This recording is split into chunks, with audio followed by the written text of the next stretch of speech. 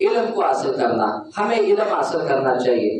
علم کو حاصل کرنے کی بہت زیادہ فضیلت ہے، قرآن و حدیث کے دلائل بڑے بڑے ہیں، طالب علم کی صفات بیان کی گئی ہیں۔ قرآن مجید میں اللہ تعالیٰ نے فرمایا یرفع اللہ الذین آمنوا منکم والذین اوتوا العلم درجات، اللہ تم میں سے ایمان والوں اور اہل علم کے درجات بلند فرماتا ہے۔ اہل علم کے درجات بلند ہوتے ہیں، وہ دنیا سے چلے جائیں، انہوں نے لوگوں کو نفع بخش علم سکھایا ہے، اللہ قبر کے اندر ہی استاد محترم کے درجات بلند کرتے رہتے ہیں۔ لہذا علم کو حاصل کیجئے، علم حاصل کرنا چاہیے، اللہ اس کی وجہ سے آپ کی عمر کے اندر اضافہ فرمائیں گے۔ اس کی میں مثال دیتا ہوں حدیث کی روشنی میں۔ علم کو حاصل کرنے کی وجہ سے شیطان کی چالیں آپ کے اوپر کارگر ثابت نہیں ہوں گی، آپ شیطان کی سازشوں وسوسوں سے محفوظ رہیں گے، اور زیادہ علم حاصل کریں گے، کتاب و سنت کا، وحی الہی کا، اپنی روحانی غذا کا بندوبست کریں گے، اللہ سبحانہ و تعالیٰ آپ کی دنیا اور آخرت کی بھلائی فرمائیں گے۔ عزیز دوستوں اور بھائیوں، رسول اللہ صلی اللہ علیہ وسلم اللہ کے سب سے زیادہ محبوب ہے، اللہ کے قریب ہے۔ اللہ نے اپنے حبیب نبی صلی اللہ علیہ وسلم کو جس چیز کے زیادہ سوال کرنے کا حکم دیا نا، وہ علم ہے۔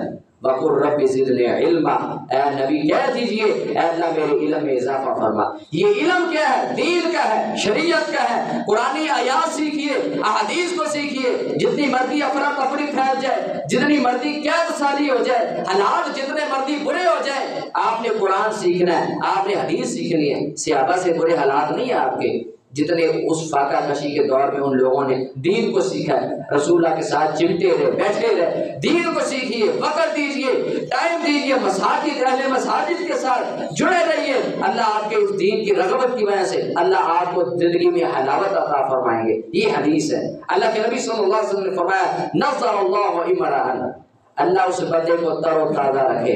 اس کا اردو میں ترجمہ آسان ہے ہی نہیں۔ نظر اللہ عمران، اللہ اس بندے کو شاداب رکھے۔ نظر اللہ عمران، اللہ اس بندے کے چہرے کو چمکتا بنائے، روشن کر دے۔ جس نے میں محمد رسول اللہ کی حدیث کو سنا، اسے یاد کیا، پھر آگے پہنچا دیا، صلی اللہ علیہ وسلم۔ رسول اللہ کی حدیث کو حاصل کرنا اور اس کو حاصل کرنے کی طلب رکھنا آپ کی اور میری ذمہ داری ہے۔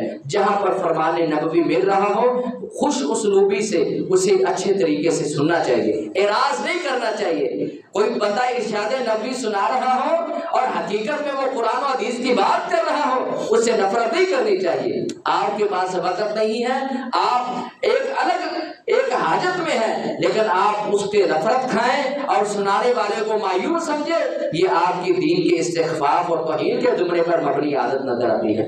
لہذا حدیث سنیے، قرآن کی ایک ایک آیت کو سمجھیے، علماء کرام کے پاس رہیے، درس و دروس کی مجالس میں بیٹھیے۔ رسول اللہ کے صحابہ مسجد میں بیٹھتے تھے، سیکھتے تھے، سکھاتے تھے۔ اب وہ رواج نہیں رہا، لوگ اپنی منمانی مرضی کی طرف نکل پڑے ہیں۔ میرے کو موبائل ہے گا، میں ون سونے سننے نہ ہر طرح کے موجود ہے، سارا کچھ ہے۔ نہیں، جو مسجد میں بیٹھنے، یہاں پر رحمت کے وصولنے کے موقع ہیں، وہ تو آپ موبائل میں نہیں حاصل کر سکتے۔ موبائل کے فائدے ہے، ہم نے اور علماء کر رہے ہیں، بہت سارے دین کے فوائد کر رہے ہیں، دعوت کا کام بڑا کر رہا ہے، ہر طرح کا چلتا ہے۔ لیکن جو مسجد کی حلقہ بندیاں ہیں، یہ جو جنت کی کیاریاں ہیں اور یہ جو مجالس ہیں، یہ جہاں پر رحمت کے فرشتے اترتے ہیں، ان کو بھی تو قائم کرنا ہے نا، مساجد کو بھی تو آباد کرنا ہے۔ تو عزیز دوستوں اور بھائیوں، طلب العلم، علم کا طلب کرنا اور علم والا بنے رہنا، یہ بھی عمر میں اضافے کا باعث ہے۔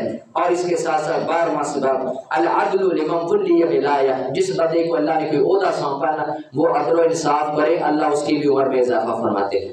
عدل کرنے والا حاکم، اللہ اس کی عمر میں اضافہ فرماتے ہیں۔ لہذا فیملی کے اوپر آپ کو ذمہ دار بنایا جائے، محلے داری کی ذمہ داری دی جائے، علاقے کا کونسلر بنایا جائے، چیئرمین شپ دی جائے، یا کوئی بھی MNA کی صورت میں جہاں پر بھی جائے، عدل کو نہ ختم کرے۔ آپ عدل والی بات کریں گے، اللہ آپ کو تقویٰ عطا کرے گا، اللہ اس کی وجہ سے آپ کی عمر میں اضافہ فرمائے گا۔ ہمیشہ عدل و انصاف کرے، یہ ایسی جامع صفات ہے، جس بندے میں عدل و انصاف آیا نہیں، اللہ نے اس کا دین مکمل کر دیا ہے۔ لہذا اپنے دین کو مکمل کرنے کے لیے ہمیں عدل و انصاف سے کام لینا ہے۔ عزیز دوستوں اور بھائیوں، اس کے ساتھ ساتھ جو 14واں سبب ہے توقیر ذی شیبہ، ایک سفید داڑھی والے بزرگ مسلمان کی عزت کرنا۔